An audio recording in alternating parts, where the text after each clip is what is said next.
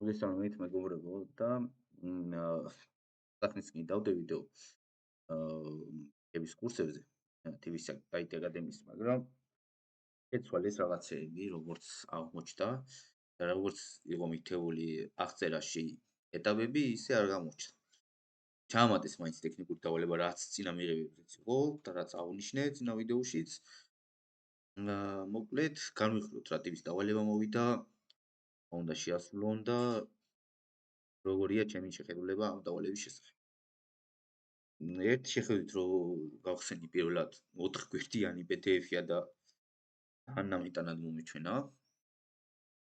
რაღაცა დიდი ჩანს მოკლედ. ხელა როგორც ეს არ არის ხოლმე უფრო full ვაკანსიებზეც კი, ბევრ რთულზეც, მოკლედ შევხედოთ რა.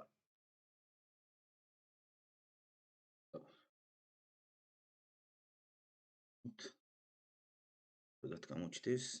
ხო. ორ ეტაპად ტარდება, ორ ეტაპად ტარდება, უფრო არასწორი თქვამია, ორი დავალება გასაკეთებელი. მოკლედ ვთქვათ. პირველი task-ი, ანუ პირველი დავალება არის HTML-ის და CSS-ის მხოლოდ, ანუ მინდა HTML და ღარიბი წმინდა HTML და CSS-მა გამოვიყენოთ, არავითარ შემთხვევაში რაიმე framework-ი ან JavaScript-ი ან React-ი და ეგეთები მით უმეტეს. არაფერს არ ვიყენებთ, ხოლმე HTML-ის ფაილები უნდა გქონდეს პროექტში და CSS-ის ფაილები.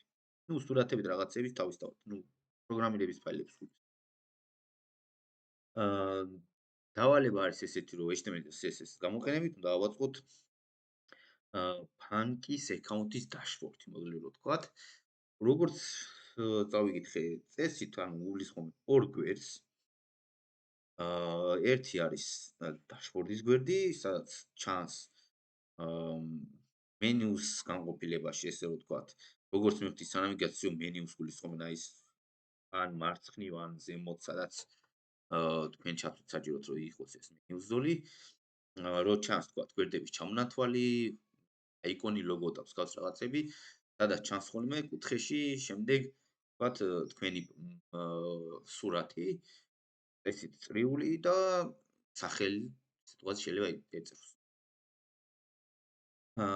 და ამ თავარ გვერდზე, ანუ დაშბორდის გვერდზე უნდა ჩანდეს ასევე თქვენი მიმდინარე ბალანსი, რა წერია? ხო და დახარჯული თანხა თვის მიხედვით, რაში როგორ გაქვთ დახარჯული, აი დაახლოებით ტივის აპლიკაცია თუ გავთ, იქ როდესაც გიჩვენებთ, შეგიძლიათ ნახოთ თქვენი ხარჯები რა იყო გასული თვის, გასული წლის განმავლობაში, დაახლოებით მსგავსი დიზაინით შეგიძლიათ აწყოთ. ეხლა რატო გულისხმობთ დაახლოებით მსგავსი დიზაინის? ფიგმა არ არის დართული თან და არ არის კონკრეტული დიზაინი მითეული. თქვენ თორმე შეგიძლიათ მოიძიოთ ნებისმიერ საიტზე, დავსერჩოთ და გუგლოთ ფიგმაზე. ფორუმიც არის ფიგმის და საიტიც არის, სადაც შეგიძლიათ იკითხოთ ან დასერჩოთ რა შეიძლება მსგავსი პროექტი იყოს, არსებობდეს ფაბლიკი. ისე რომ უფასოდ გქონდეთ სტომა ფიგმას ფაილზე. ხო. რა უნდა გავითვალისწინოთ, მაგასაც შევეხოთ. არ უნდა გამოვიყენოთ რაც როგორც აღნიშნე JavaScript-ი ან CSS framework-ები, Bootstrap-ი, Tailwind და მსგავსი რაღაცეები. უნდა შეიცავდეს, რა თქმა უნდა, პროექტი ცალ-ცალკე HTML ფაილებს და გავსი პროექტის აწყობაზე წინა ვიდეოში, ანუ როდესაც მიღების შერჩევის ეტაპებს ვიხილავთ, იქაც მაქვს აღნიშნული, რომ ზოგადად ისედაც როგორ უნდა იყოს პროექტში დაორგანიზებული ფოლდერები და ფაილები და სტრუქტურა მაქვს უკვე ახსნის ვიდეოებშიც. ცალკე უნდა გქონდეს, თქვათ, HTML-ის ფაილების ფოლდერი გამოყოფილი, ცალკე CSS. ნუ responsive უნდა იყოს საიტი, ხა მაგას აღნიშნავს არ უნდა მარტო HTML-ის CSS-ის დავალებაა და ეგ თუ არ არის არც ხირს რო ჩაითვალოს დასრულებულად. და მეორე გვერდი არის ტრანზაქციების გვერდი. სადაც უნდა ჩანდეს ისტორია, რაში რა ვთქვათ, გადახდები გვაქვს, მარტივად რო ვთქვათ. ესეც არ ვიცი, ყველა ბანკის იმას აქვს აპლიკაციას, რაც უნდა იყენებდეთ. შეგიძლიათ ნახოთ საერთოდ რანაირი ტრანზაქციებია, რას გულისხმობს, რა იწერება მიმღები, დახარჯული თუ ობიექტია თუ რაც არის, რაც ეს რაღაცა ბიუჯეტის ხარჯვა მოხდა და ნუ ასე შემდეგ. ხო, დანარჩენი თავის კიდე არის აღნიშნული, რომ შეგიძლიათ დამატებით თქვენ გამოიყენოთ რაც გინდათ, ესე ვთქვათ, ოღონდ რა თქმა უნდა, ზემოთ აღნიშნული დამატებით თულების გარეშე, framework-ისა და JavaScript-ის გარეშე, რაც გინდათ მოიფიქროთ და ჩაამატოთ, თუ ჩანდეს და ეს ბონუს აიდებია დართული, იდეებია დართული, ესე ვთქვათ, ინგლისურად ვთქვი, რაც შეიძლება რომ გამოვიყენოთ პროექტში. ანუ აიკონები გამოიყენეთ, რომ უკეთესი დიზაინი იყოს და experience იყოს მომხარებლისთვის და ეს თავისთავად იგულისხმება, ახლა ნებისმიერ მობაილ აპლიკაციაზე რომ ნახოთ, ყველაფერი აიკონებით არის ისედაც და მით უმეტეს აიკონების გარეშე ისედაც პროექტი არ იწყება. ახლა დღეისათვის კიდევ უფრო მნიშვნელოვანია, რადგან რესპონსული წერია მობაილ აპლიკაციებში ფიზიკურად წარწერები ვერ ეტევა, ისედაც იცით. რაღაცეებში, ვისაც აქამდე მაგ არ შეგიხედავთ, რომ დაფიქრდეთ, აიკონები უფრო მეტი მობაილში იმიტოა გამოყენებული, რომ მენიუზე, გადართვაზე, განვრთვაზე და რაღაცებზე რთულია, რომ მთლიანი წარწერა ჩანდეს ხოლმე ზოგადად, არა მარტო მენიუს. ღილაკებზეც ხშირად არის ხოლმე აიკონები. მეორე ტასკს რაც შეეხება, მეორე ტასკი არის მხოლოდ JavaScript-ის, ანუ არ შეეხება HTML-ს. CSS არის ფუნქციურად დავალება ასაწყობი რაღაც ვნით ვითომ რაღაც ტულს, ესე რომ ვთქვათ. აქ არის მაგალითად ესეთ რაღაც შემოთავაზებულ ვირტუალური ბიბლიოთეკის ფუნქციონალი რო შექმნით, ვირტუალური ბიბლიოთეკის მოდული. მთლიანად მოკლედ ეს ნაწილი უკვე მთლიანად ლოგიკურ მხარეს ეთმობა და ბარემ მაგასაც ვიტყვი ახლავე, სანამ დავალების განხილვას დავიწყებთ. ეს ძალიან მომეწონა ეს გააკეთე, ეს მოკლედ მივესალმები, უბრალოდ კარგი იქნებოდა რომ თავიდანვე ეტაპებში სწორად აღენიშნათ რატო დავშიშ ეს შეცდომა, რატო მოაფიქრეთ უცებ რო ტექნიკური ჩაესვათ. არ ვიცი, მაგრამ ცოტა ისეთია რა, უცებ როდესაც ამ შეჩევის ეტაპებს გადიხარ და იცი რომ პირველი თქვა დარები ჩააბარე, მერე ტექნიკური კითხვებზე გაიცი, კვიზზე გაიცი პასუხები და ასე შემდეგ და მგონია რომ შემდეგ იქნება რაღაც ის რაც განვიხილეთ წინა ვიდეოშიც რომ ინგლისურენოვანი ვიდეოს ატვირთვა და შემდეგ გასაუბრების ეტაპი, ანუ მაგისთვის რომ ხარ მზად, ესე ვთქვათ და ფსიქოლოგიურად მაგისთვის მზადები და უცებ დავალება მოდის, ცოტა რთულია რა, მაინც მგონია ეგ გამოცდილება დამწყებისთვის, რომ უცებ რაღაცასთან გიწევს შეჯახება, რითაც მზად არ იყავი, ანუ სადარგავი გულისხმობ, რომ გონებაში არ ქონდა ეგ იმისთვის, ანუ გეგმაში არ ქონდა, ესე ვთქვათ რა. და ეგ ცოტა იმას იწვევს, მაგრამ საბოლოო ჯამში მივესალმი, ძალიან კარგი ის არის. ინა დავალებების ბევრად ჯობია ჩემი აზრით. კარგად არის ეს გამოყოფილი, რომ SMS ესე ცალკე არის და JavaScript ცალკე არის, იმიტომ რომ ფიზიკურად ძალიან რთულია ხოლმე ისეთი JavaScript-ის ფუნქციონალები მოითხოვოთ ესეთ პროექტში ხოლმე, რომ თვითონ პროექტში კარგად ჯდებოდეს. თან ცოტა საინტერესო JavaScript ფუნქციონალი იყოს ხოლმე. წინა დავალებებშიც განხილვი მაქვს ვიდეოში იყო რაღაცა, ანუ ყველაზე რთული რაც იყო ხოლმე გასაკეთებლად იყო სლაიდერის აწყობა ხოლმე და JavaScript-ში და ეგეც არ ვიცი, იმდენჯერ იყო ხოლმე, რომ მაგალითები რაღაცები მაგის ბევრი იყო ხოლმე უკვე დაგროვებული თვითონ გაკეთების შესაძლებლობით და ისედაც შეგიძლიათ რომ ნახოთ, რომც არ ყოფილიყო. ესე ვთქვათ, ანუ წინა შერჩევის ეტაპებზე რომც არ ყოფილიყო, სლაიდერის აწყობა და რაღაცა, ანუ ძალიან ბევრი რესურსია მაგაზე უცხოურიც. როგორ ავაწყოთ ხოლმე მოკლედ და სხვა ისეთი რაღაც, ანუ საიტს როცა აწყობ, ძალიან რთულია რომ ფუნქციურად საშუალო დონის პროექტი მაინც დავაწყო ისე რომ მარტივი დიზაინი იყოს, მარტივი ის იყოს და დროში და აწყობადი. ამიტომ განაცალკე ეს და მივესალმები მაგას, რომ ცალკე იქნება მარტო თქვათ ვიზუალური მხარის აწყობა, იმ ვიზუალურ ფუნქციონალის აწყობა არ გიწევთ და ძალიან კარგი, იმიტომ რომ ან ძალიან მარტივი რაღაცა გამოვიდოდა JavaScript-ის მხარეს, ან გამოვიდოდა ისეთი რაღაც ერთი კონკრეტული საკვანძო მომენტი, რომელიც იქნებოდა ძალიან რთული. რომ განაცალკევეს, მაგას მივესალმები და თქვენ თვითონაც როდესაც კეთებას დაიწყებთ, თქვენ თვითონაც თქვენ თავს შეატყობთ, ანუ ის ტასკი რო შეასრულეთ, პირველი ტასკი როგორ შეასრულეთ, მეორე ტასკი როგორ შეასრულეთ, რომელი მხარე უფრო გიჭირთ, რაში გავთ. თქვათ რაღაცები უფრო მეტად ცოდნა გასაღმავებელი და ასე შემდეგ. ეხლა JavaScript-ის ტასკს რაც შეეხება, როგორც აღნიშნე არის ვირტუალური ბიბლიოთეკის ტასკი. შეუნდა შექმნა და ორგანიზება გაუწიოს, ესე ვთქვათ. ჩამონათვალს სიას, წიგნების, იუზერების სიას, რომელთაც სისტემასთან შეუძლიათ, ესე ვთქვათ, ინტერაქცია, დალოგინება, ავტორიზაცია რაღაც აქ ეგ იგულისხმება, მაგრამ საერთოდ ეგენი არ იქნება ჩემი აზრით. არ მაქვს ყველა მთლიანად ნანახი, იქ რა ფუნქციონალი უნდა იყოს, მაგრამ ანუ რომელი იუზერი რომელიც წიგნს იღებს ან რომელიც წიგნს აბრუნებს რაღაც მსგავსი ისინი რაც იქნება აი ეგრო თქვათ აიდებით ან რაღაცით იყოს დაკავშირებული რომელმა იუზერმა აი გაიტანა წიგნი ან დააბრუნა ნახოთ აი გულისხმება აქ აა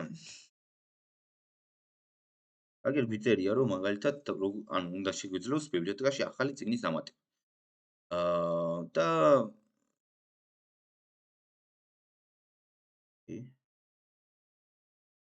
და თითოეული წიგნი უნდა შეიცავდესო და შემდეგ წერია მეორე ფუნქცია.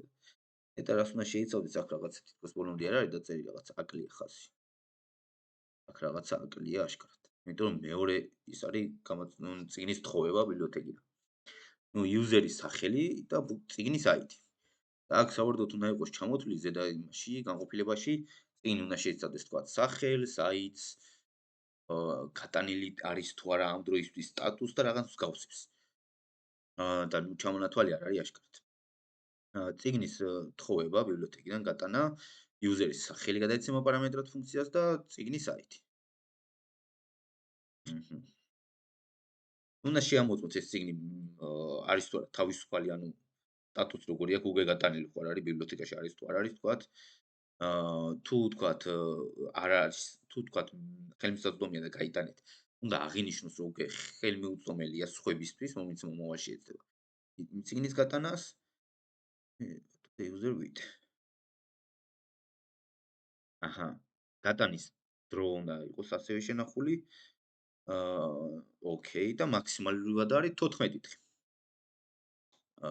წიგნის დაბრუნება. ასევე გადაეცემა იუზერის სახელი და ID. არ ვიცი, დაბრუნებაზე რატო გადაეცემა იუზერის სახელი და ID, სხვა ხარ დაბრუნებს, ვინც გაიტანა წესით name და წიგნის ID აღარ უნდა წიგნის ID უნდა ჭირდებოდეს, user name წესით აღარ. იმიტომ ვისაც აქვს გატანილი, იმას უნდა შეძლოს დაბრუნება, მაგრამ ოკეი. mark the book as available. ხო, ნუ რადგან უკვე წიგნი დაბრუნდა, ხელმისაწვდომი უნდა გახდეს სტატუსი. თუ გადაცილებული დაბრუნდა, ანუ 14 დღე რადგან აქვთ გატანილ წიგნს დაბრუნების ვადა, თუ ვადა არის გადაცილებული, იუზერს უნდა მიცეთ საჯარიმო ქულა. ოკეი. თუ არა და კონსოლმა უნდა დააბრუნოს, მოკლედ რომ ვთქვათ, დაპრინტოთო კონსოლი იგულისხმება, აქ ჩათვალეთ, რომ მადლობას გიხდით. წიგნის ძიება და რის მიხედვით ვნახოთ. param და value, ანუ წერია პარამეტრი და მნიშვნელობა და ვნახოთ რა გულისხმობს. დინამიკური პარამეტრი უნდა გადაიცესო ავტორი და ჟანრი, რეიტინგი, მეტი ან ნაკლები, რის მიხედვით გააჩნია და ნუ გამოცემის წელი სავარაუდოდ.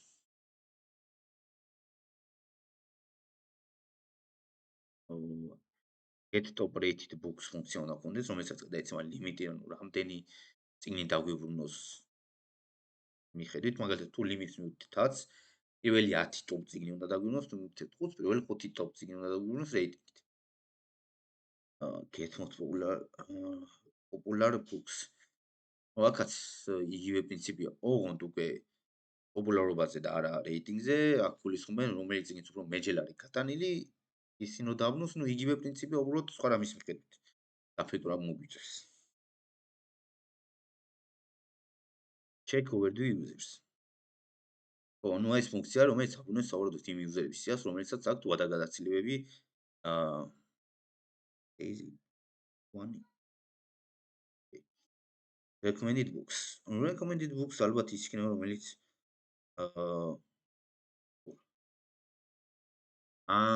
აქ საინტერესო ფუნქციონალია ეს. users უნდა შეეძლოს თქვა, ანუ recommendation books რო გადავცემთ პარამეტრად user-ის names, ამ user-ის წინა გატანები უნდა შევისწავლოთ და იმის მიხედვით მოვიფიქროთ ლოგიკა რა წიგნი შევთავაზოთ user-ს. სავარაუდოდ აქ იგულისხმება ალბათ ჟანრები, რომელსაც ემთხვევა უფრო მეტი იმის მიხედვით იმ ჟანრის ყველაზე პოპულარული წიგნი შევთავაზოთ მაგალითად. რომელიც საკითხული არ აქვს, რა თქმა უნდა, უკვე გატანილი არ აქვს. ნუ თვითონ მეუძლიათ აქ რომ ჟანრების მიხედვით რომელიც მათ user-მა მოითხოვა მანამდეო და რომელიც წიგნიც რა თქმა უნდა აქამდე ზუსტად ის არის რაც ეხლა ორი წამისი. ანუ ის ჟანრის წიგნი უნდა შევარჩიოთ, რომელიც ყველაზე მეტად აქ იუზერს გატანილი აქამდე და უნდა ვნახოთ წიგნი, რომელიც აქამდე არ გაუტანია იმ ჟანრს, რომელიც ყველაზე მეტად აქ გატანილი. და ნუ რეიტინგის მიხედვით, რომელიც ანუ მე პოპულარობა მგონია უკეთესი იქნება, მაგრამ ნუ რეიტინგის მიხედვით, რომელიც შესაბამისად ახლა ყველა წიგნს ხوارვა ჩვენთვის. ერთი ყველაზე რეიტინგული უნდა დაუბრუნოთ მაგ შემთხვევაში. demo book-ი უნდა გქონდეს. ო, წიგნის მოხსნა სისტემიდან და წაშლა უნდა შევძლოს მხოლოდ მაშინ, როდესაც სტატუსი აქვს ხელმისაწვდომი და ვინმეს არ აქვს გატანილი.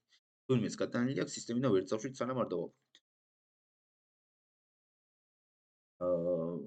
print user summary, ანუ რა ვიცი, ეს უფრო ინტროდუცერი არ ვიცი ფუნქციის სახეში, მაგრამ არასწორი არის ჩემი აზრით, მაგრამ მოკლედ გულისხმობს იმას, რომ user-ის სახის მიხედვით user-ის ისტორია უნდა ჩანდეს დაახლოებით რა.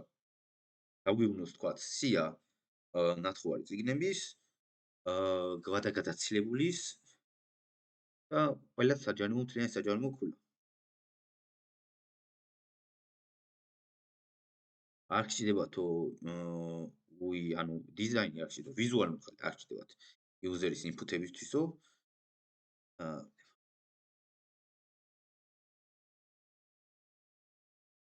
ოკეი.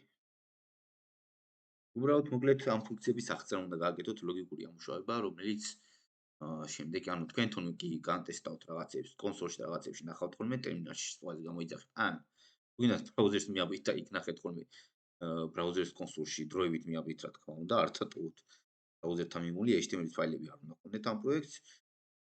შეამოწმოთ ფუნქციების სწორად მუშაობს რაღაცები და შეგიძლიათ ეგრეთ დატოვოთ.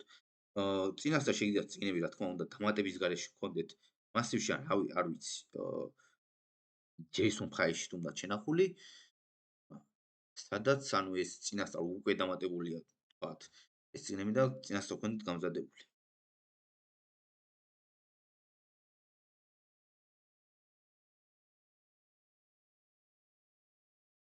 ეს უკვე task-ის ავტორთვის ანუ ორივე დავალების გადაცემის ის არის ინსტრუქცია, ორივე დავალება უნდა გქონდეს ერთ ფოლდერში, რომელსაც ეძება თქვენი სახელი და გვარი, ქართულ ენაზე, დაარქივებული არქივის სახით უნდა იყოს, უნდა დაარქივოთ და იმეილზე გავუგზავნოთ. ანუ ჩემი აზრით აქ გულისხმობ, რომ ერთ ფოლდერში უნდა მოვაქცევთ ორი ფოლდერი, პირველი დავალების ფოლდერი, მეორე დავალების ფოლდერი. პირველი დავალების ფოლდერში გვექნება პირველი დავალების საჭირო ფაილები, მეორეში გვექნება მეორე დავალების საჭირო ფაილები, შემდეგ დავარქივოთ და გავუგზავნოთ მეილზე. დედლაინი არის 15 ივლისი ღამის 12, ანუ 15-ის ჩათვლით იგულისხმება, რაც ვავიღოთ გამოდის 7 დღე და საკმარისია ჩემი აზრით თუ ამ ორი დავალების გასაკეთებლად. განსაკუთრებით ახლა HTML CSS-ზე თუ მოინდომეთ თქვენ თუნდაც ხელით რო აწვოთ ყველაფერი და რამე გზა ისინიც არ ნახოთ. მზავს გულისხმობ წმინდა HTML CSS-ით დაწერილს სადაც ბევრს ნახავთ. ეგეც ანუ ეგეთი მაგალითებიც არის, არ გულისხმობ და მაინც რაღაცა ბიბლიოთეკების და bootstrap-ის და თელვინს რაღაცა გამზადებულ და template-ებს და იმას არ გულისხმობ.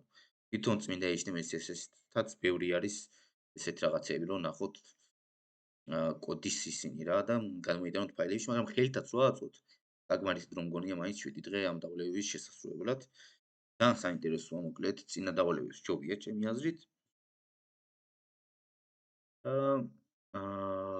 ყველას წარმატებებს ვისურვებთ.